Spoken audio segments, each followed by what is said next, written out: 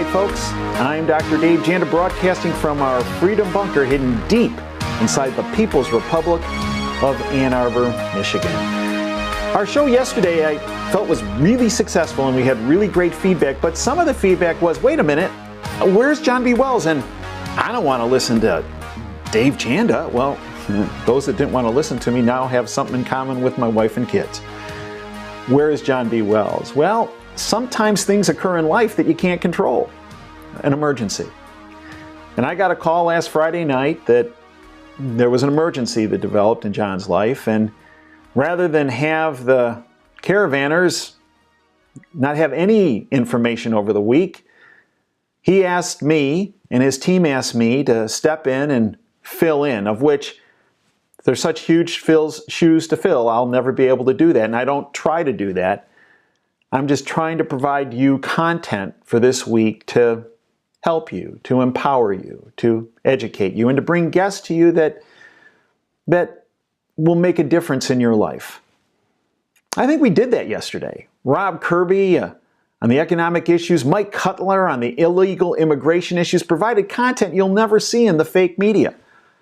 And in my opening segment, what I tried to do is introduce you to me, Dave Janda, and who I am, and if I am a credible source for you to believe. Because John had come to me a number of weeks ago and asked me to host a show on the Caravan to Midnight platform every Monday and Thursday nights. I hope you'll join me every Monday and Thursday. I plan on bringing you analysis and insight and guess that the bought-off lamestream fake media will never provide. You see, folks, every week in our Freedom Bunker, we dissect current events that are impacting you, your family, your business, our country, and our world. And my promise to you is that we will bring you, just as John B. Wells has done for decades, we will bring to you guests and information the fake media refuse to provide. They refuse to provide because it doesn't fit into their preconceived, politically correct, bought-off agenda. And frankly, folks, they're petrified of what might happen if they actually tell you what you need to know. This show is about your freedom. Your economic, your political, your financial, and your health care freedom. If you didn't see yesterday's show, please go back. Take the time. We put a lot of time and effort into that show. And I think we really succeeded in bringing home information that you'll never see, never hear, never read in the bought-off lamestream fake media. On my Monday and Thursday show, which now will start next week after I do this substitute guest hosting for John B. Wells, my first segment is not going to be a headline segment like John B. does, because he's the best at it. But my segment is going to look at some headlines in the news, but I'm going to term it the WTF segment. In other words, WTF is really happening here.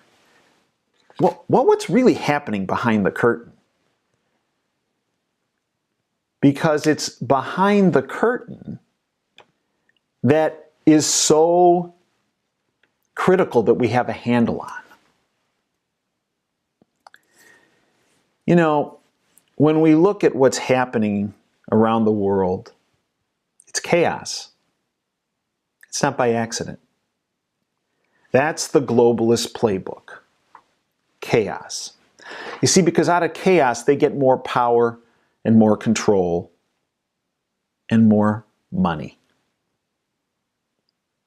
See, that's what they're all about. Control, power, and money. And the globalists, to institute their end result goals, they have a business model. Yeah. Their business model is based on abuse, harassment, intimidation, with the goal of inducing fear in you to shut you down. Because if you are fearful, you become paralyzed in rational thought processes to help yourselves. And you become an easier victim and target for them. So, when we see Madonna, the day after Donald Trump assumes power of the presidency, on a platform in Washington at that Women's March, talking about blowing up the White House, we go, WTF? What? What's she doing? When Snoop Dogg is talking about killing President Trump in his videos, we go, what? WTF? When we see Kathy Griffin lifting the fake but very graphic severed head of Donald Trump with blood dripping off of it, we go, what is she doing? What's the purpose of this? WTF? When we see that there's a play backed by corporate sponsors, including Time Warner, CNN's parent, called Shakespeare in the Park, which is a, quote, modern-day version of Shakespeare's Julius Caesar, and Donald Trump is the one getting stabbed on stage. We go, these people have lost their minds. WTF? Let me tell you what the WTF is behind the curtain. It's their business model. Whether it's Madonna or Kathy Griffin or Snoop Dogg or the creators of Shakespeare in the Park, they're all puppets of the globalists. They are all front people for the globalists because they are trying to deliver the message and the business model of abuse, harassment, intimidation, and inducing fear. Look, Kathy Griffin holding this head up. Come on, what's it meant? What's behind that? That's to say to you, look, we don't care who you are. We're ISIS because here is the leader of the United States, and this is what we've done to him or want to do to him. It was all about their business model. Don't think that that was just some spontaneous event that occurred. Because if you watch the B-roll of Kathy Griffin afterwards, she's speaking with the guy, the photographer who did this, saying, oh, well, boy, we're going to get in a lot of trouble for this. And wow, we might have to move to Mexico. And oh, this could be the end of my career. So why would she have done that? It's not conspiratorial. The globalists have their puppets to implement their business plan and model.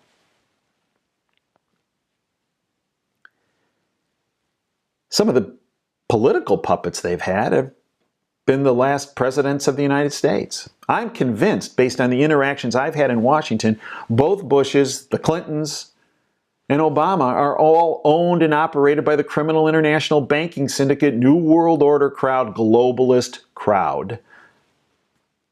They're puppets. Not in the entertainment industry like Griffin or Madonna or Snoop Dogg or the creators of Shakespeare in the Park, but the political version of it. And lest we think this is just a Democrat issue, not so much, folks. Because I mentioned the Bushes. And there are individuals that I believe are part of the Globalist Syndicate, and all you have to do is look at their affiliations. John McCain, Lindsey Graham, to name a few. I mean, it just came out yesterday that McCain has this foundation that's backed by who? Soros, who I believe is not at the top end of the pyramid of the globalist structure. He's a middle-level manager. Yeah, a middle-level manager. You see, they use their puppets, whether they're in the media or in politics or government or business, to accomplish their business model. Abuse, intimidation, harassment, fear. Ultimate result, more power, control, and money for them, for the elite. Just look at how Obama and his administration used the IRS to target innocent Americans that had a divergent opinion than the globalists. As I mentioned before, I'm one of those individuals that was targeted by the IRS. And I know I was targeted because of what they told our accountants when the audit was occurring on several occasions. As I mentioned before, when our auditors and our accountants walked in to talk to the IRS auditors and say, why are the Jandas being audited? They don't have any offshore investments. They invest in their kids' education. They pay a lot of money. The IRS auditor looked directly at our accountants and said, quote, it starts with his radio show, end quote. You see, that was a message delivered to me. Shut the hell up. If you shut the heck up, audit goes away. Keep talking? It continued. And I kept talking. And they continued for another 9 months. 9 months of pure harassment. On our show, Operation Freedom, which I host every Sunday from 2 to 5 Eastern out of the People's Republic of Ann Arbor, Wham Talk 1600 Studios, and you can stream the show live every Sunday from 2 to 5 Eastern at davejanda.com. I encourage you to do that. I encourage you to call in. It's a live show. We have great guests, great analysis. It's a weapon of mass instruction. We expose the globalist agenda and business model every week, just as John B. does every day here at the Caravan to Midnight. On that show, Operation Freedom, in particular on March 19th, 2017, one of my friends and a guest that was on the show, General Tom McInerney, blew open this entire issue on surveillance of not only Trump, but millions of Americans. You see, on that show, General McInerney presented information from another friend, General Admiral Lyons, that he had received. And that was under the Obama administration, the then director of the CIA, Brennan, and the then director of the NSA, Clapper, hired an individual by the name of Dennis Montgomery to create a platform called the Hammer. And the purpose of the Hammer was to not only monitor Trump, but millions of Americans, phone calls, emails, financial activity, internet activity, and to document it. And to use that information to abuse, harass, intimidate, and institute fear, to paralyze those that opposed the globalist agenda, overseen, if you will, or covered, fronted by their puppet, Obama. Dennis Montgomery realized what he was doing. And I believe it ended up he took 46 hard drive with 600 million documents documented on who he was told to surveil. And he approached a friend of mine who has been on Operation Freedom as well, Larry Klayman. Larry is the toughest legal gun I know, and actually the most courageous. Larry took that, along with Dennis Montgomery, to the FBI 2 years ago. And Larry asked that a video deposition be done at FBI, under FBI guidance of Dennis Montgomery about what was done, about what the Obama administration did. And that occurred 2 years ago. What it involves is a violation of not only Donald Trump's, but millions of Americans' Fourth Amendment rights. It was illegal. It was criminal. And many believe that Clapper and Brennan did not act on their own. This was directed from the West Wing of the White House, including Obama and Valerie Jarrett. So where's the investigation on that? Everybody's big into congressional hearings. Where is it? WTF? WTF. Yet, that saint, as the lamestream fake media wants to characterize, James Comey, the former head of the FBI, recently went in front of Congress and said, I have no idea, and I believe the United States public and Donald Trump was never surveilled by our government.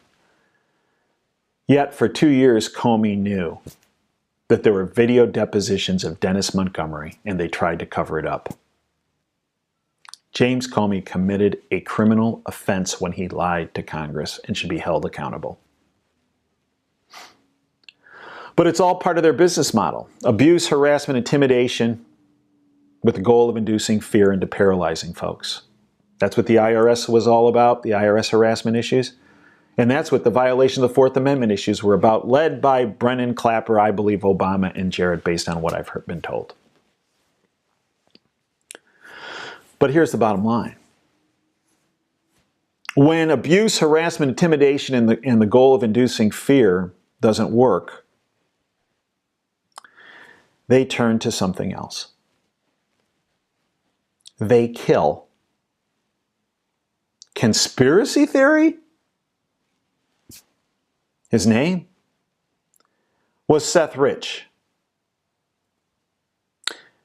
There was no Russian hacking of our election or the DNC. We know that because when the FBI tried to get the servers from the DNC, they refused to provide them. It was a leak.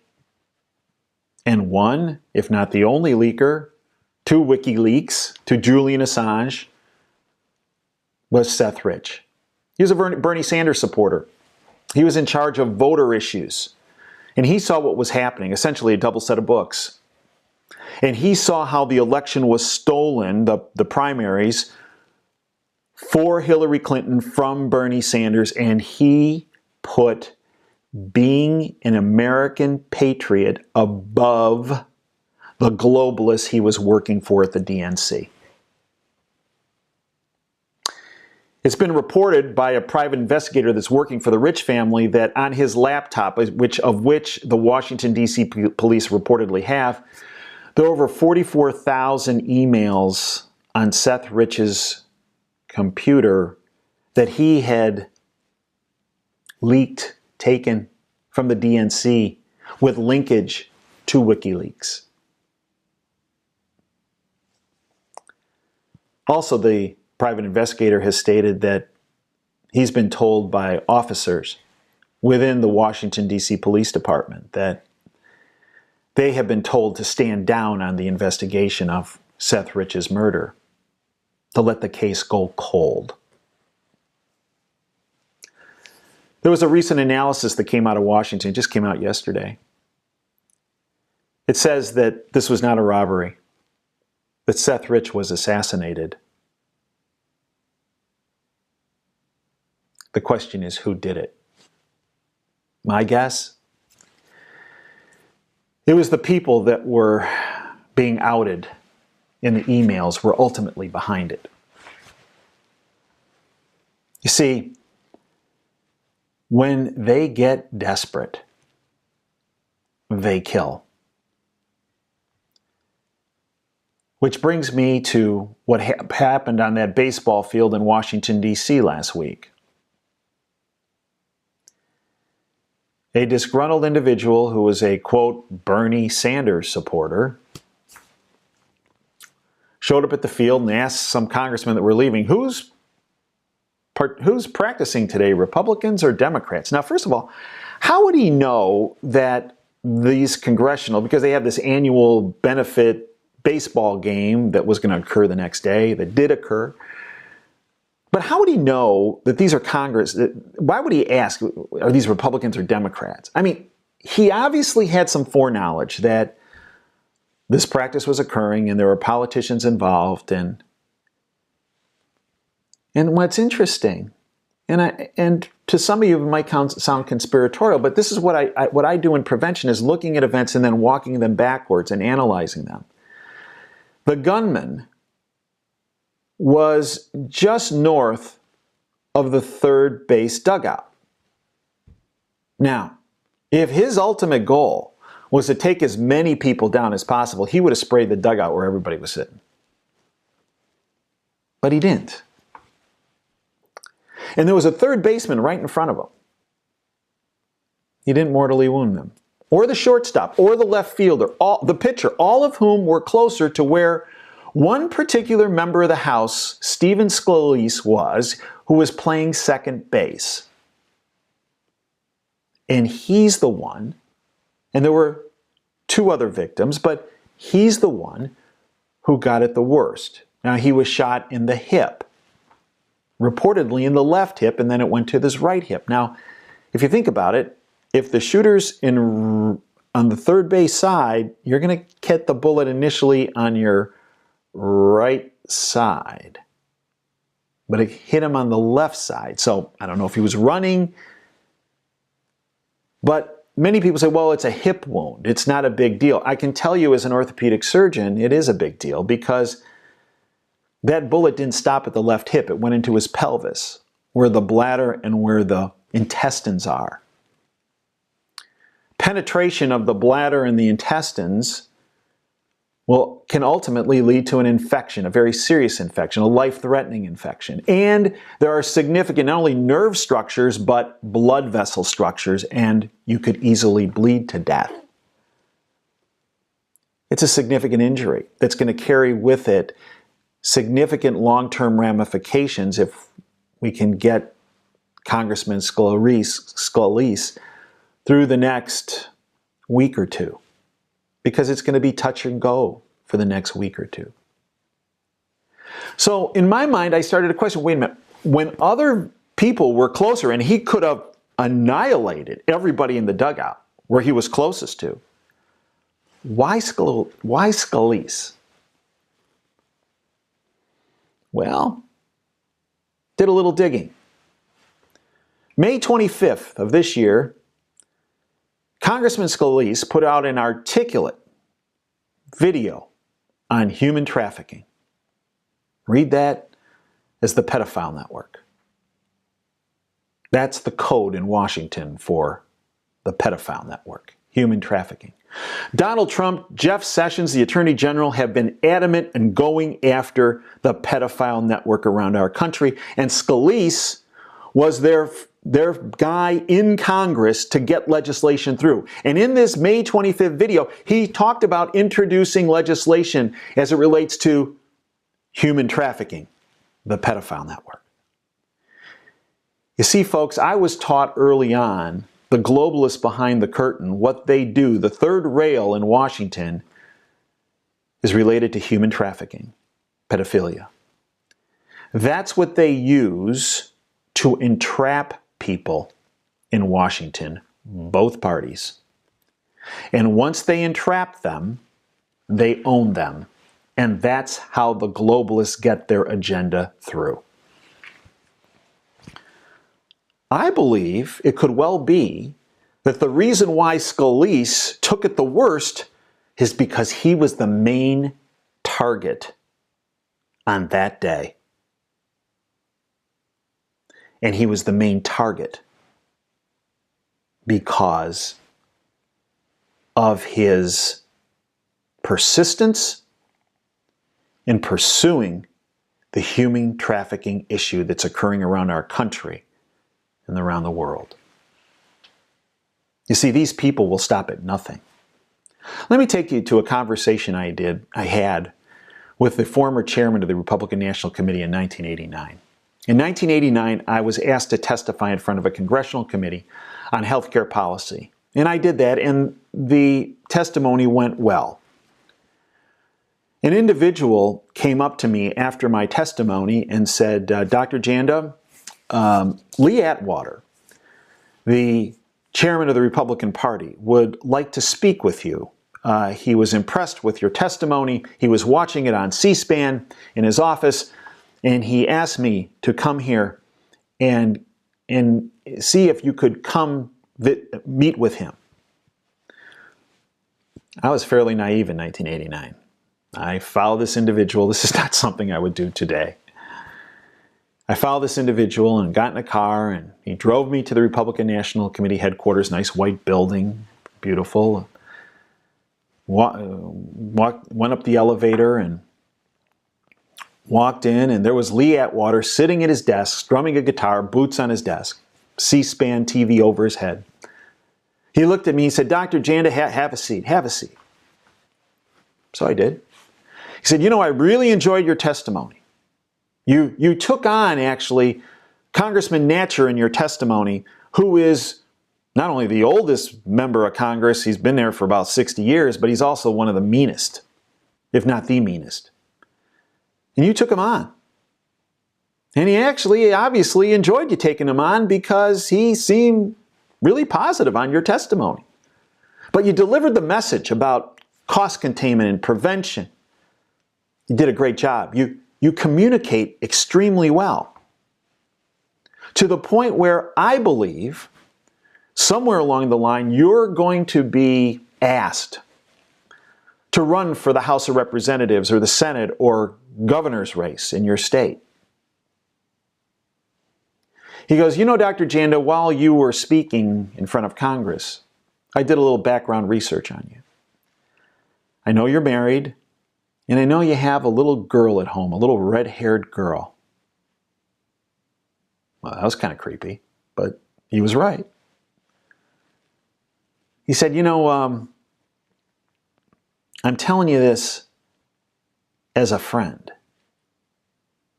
When they approach you to run for public office, don't do it." And this is a direct quote, all of this. Quote, "You are honest. You can't be bought. There's nothing in your background that indicates that. You are an albino in a sea of black." End quote. Now, this is one of those conversations in life that you remember the rest of your life, and this is one of the things I think about almost every day, and have since 1989. And he went on. He said, "Listen, don't run for public office, because they will kill you." He went on, "I don't mean that figuratively. I mean it literally. Honest people don't survive in this city." What do you say? I looked at him and I said, "Sir, was that friendly advice or was that a threat?" He looked at me and he said, "No, that's friendly advice. I like you. I suggest that you keep taking care of people, do your interviews, focus on your prevention. But if you expect your wife not to be a widow, and if you expect your baby daughter to know who her daddy is, you'll never run for public office." You know, folks, at the beginning of John B. Wells' show, all of his 760 episodes, and the beginning of the one episode that I co-hosted the other day, and hopefully as I do my shows on Monday and Thursday, if that continues, the introduction is John Kennedy arriving in Dallas in November of 1963. You see, folks, Lee Atwater was telling me the globalist formula back in 1989. They will kill you if you're honest and not bought off and not compromised. Since 1988, when I went to Washington to work on healthcare policy with Ronald Reagan, I've met a lot of different people from a lot of different agencies. And on my Operation Freedom show, on several folks that work for one of our intelligence agencies, I asked them the same question. How many people in Washington, what percent have control files where they are controlled, bribed, or being blackmailed? The answer given to me by both of them was roughly 99%. WTF. You see, what happens in Washington, the legislation, what happens on Wall Street with all the pilfering of your finances is not an accident. It's a business model.